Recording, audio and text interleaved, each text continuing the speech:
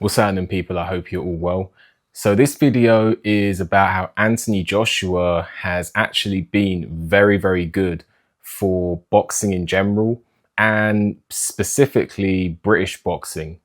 Now, I know Anthony Joshua just lost to Daniel Dubois in devastating fashion. Anthony Joshua is not the best heavyweight of this era. He's not. Alexander Usyk at this moment in time is the top heavyweight of this era. Anthony Joshua isn't number one.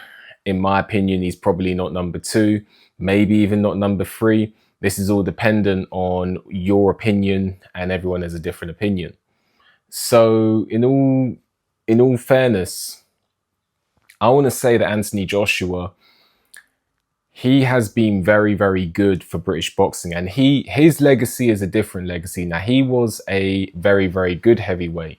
Maybe he continues. I'm talking like he's retired. Maybe he isn't going to retire. But if things stay as they are, Anthony Joshua has been a very good heavyweight.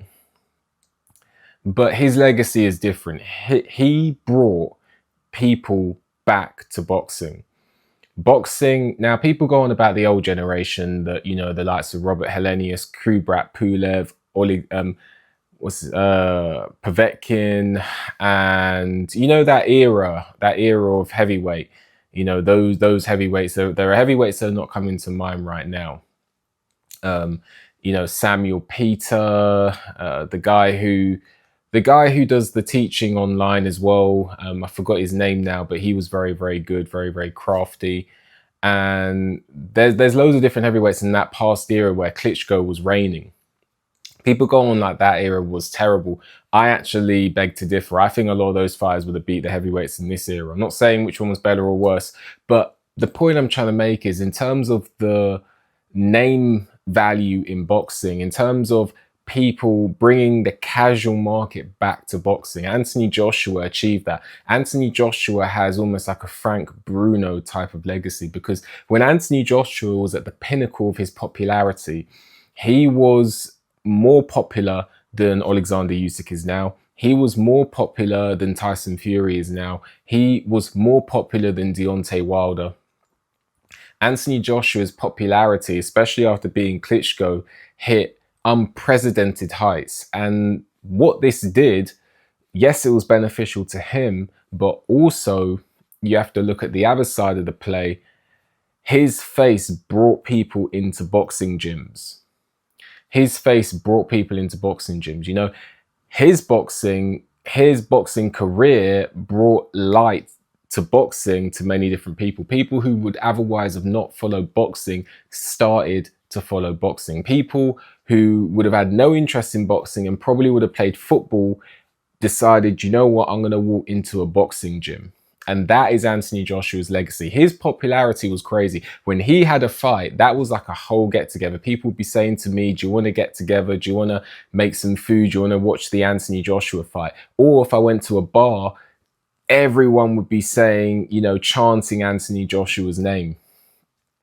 And the level of popularity that he brought back to the sport is his legacy, because it's not even just fans, you know, fanfare, which pumps money into the sport, but it's not only, and you know, getting fighters to walk into the gym, but the fighters who were already fighting at that time benefited from the trickle down effect of Anthony Joshua and his popularity and him bringing the casual market back into boxing. That pumped life back into the sport. And then fighters like George Groves, fighters like Kell Brook, fighters in the UK, Chris Eubank Jr., anyone who fought on Anthony Joshua's undercard, you know, they all benefited. So Anthony Joshua had a very, very positive impact in boxing. No, he wasn't the best fighter in the game. No, he didn't achieve what he probably set out to achieve, but he did achieve a very unique legacy in that sense. Alexander Usyk is probably going to walk out of that era as the heavyweight king, but Anthony Joshua has a very unique legacy as well that he can be pleased with. He brought life back into the sport, because although I disagree that the past era, the Klitschko era, was without talent and was the dark ages in terms of talent pool, I don't agree with that. But what I do agree with is it probably was the dark ages in terms of the name value of boxing, how known boxing was in that period. People didn't really talk about boxing. Unless you were a hardcore boxing fan, you didn't really talk about boxing. Whereas when Anthony Joshua started boxing, because he was this clean-cut, ripped individual, tall, you know, the ideal image of a boxer, you had girls talking about boxing. You know, on my Facebook feed, I would see girls talking about boxing. This never happened before. Even in the period, you know, you had David Haye, but David Haye wasn't as popular as Anthony Joshua was at his pinnacle. You know, so that is something to consider. Anthony Joshua definitely had a positive impact in boxing no matter what happens from here on. Anyway, let me know what you thought about what I spoke about in this video. Do you agree with me that Anthony Joshua does leave a legacy in boxing? Let me know. Like the video, subscribe to the channel, leave a comment, hit the notification bell so you get a notification when I make a new video. If you appreciate my work and want to leave a donation, there's a link for that in the description. With that, enjoy the rest of your day, and I'll see you on the next one.